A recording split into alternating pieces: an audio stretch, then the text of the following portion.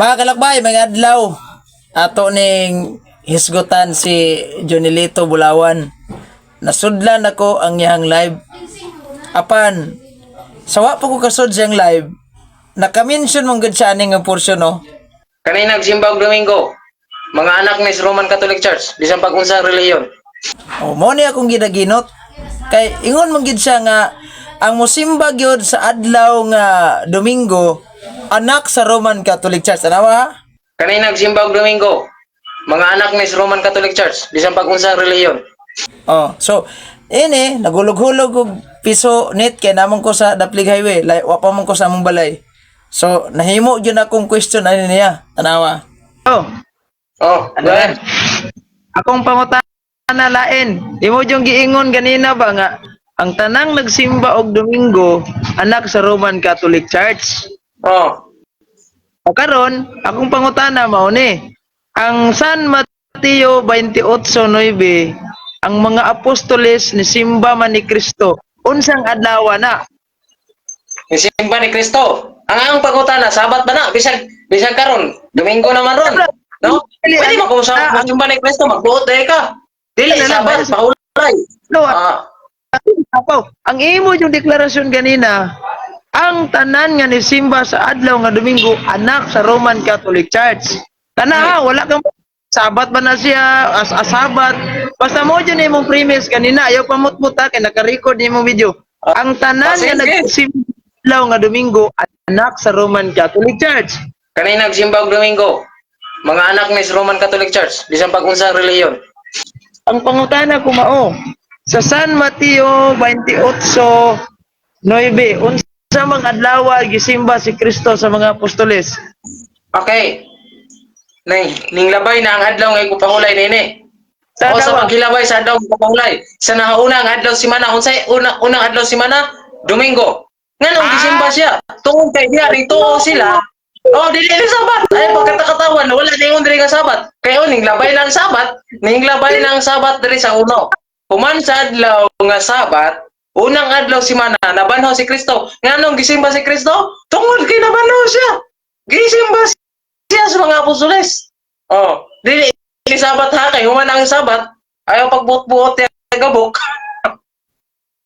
Naputol kay nawala ang niang atong wifi kay nakutdan tagkuan. So nagkauli. Niuli ko sa balay, balik ako siyang gibalikan. Pagtanaw na ko naka-live pa man, tira. nawala akong kuan kanina kay naka-wifi ra ko. Piso ba? Sunod. Akong kuan, akong balikan tong pangutanan ako ganina. Ang imong deklarasyon nga ang manimba sa adlaw Domingo anak sa Roman Catholic Church. Ang pangutanan nako unsa lang adlaw Kana puli-puli ra daw. unsa unsa unsa mga adlaw nagigisimbang kaya sa ayo sa kasuko ano na ro go unsa Kung hindi ito daw ang gyapon na nimo. dili man o unsa mga adlaw na dia Bot. unsa nga adlaw O sa mga adlaw, gisimba si Kristo unang adlaw sa pagdaig, dili sabat. sa Domingo Wala sa uno na Domingo. Nagdabay na ang sabat, usa pa siya nabanaw.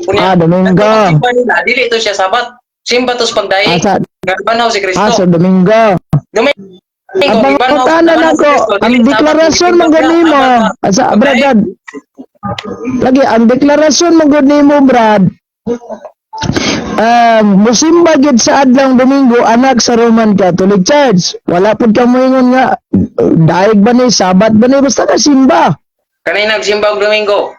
Mga anak ni Roman Catholic Church, bisan pag unsang reliyon.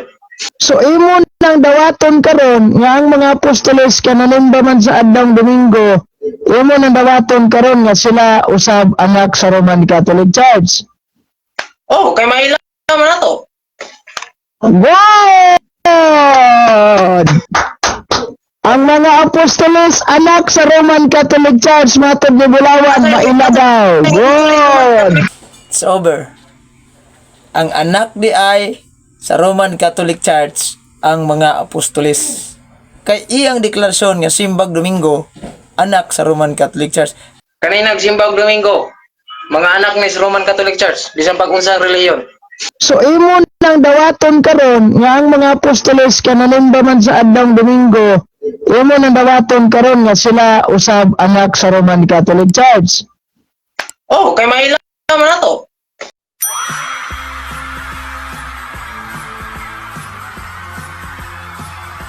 Oh, kay maila man nato.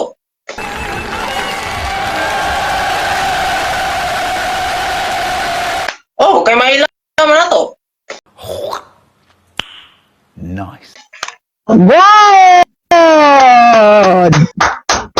Ang mga apostoles anak sa Roman Catholic Church matod ni Bulawan maila daw. God!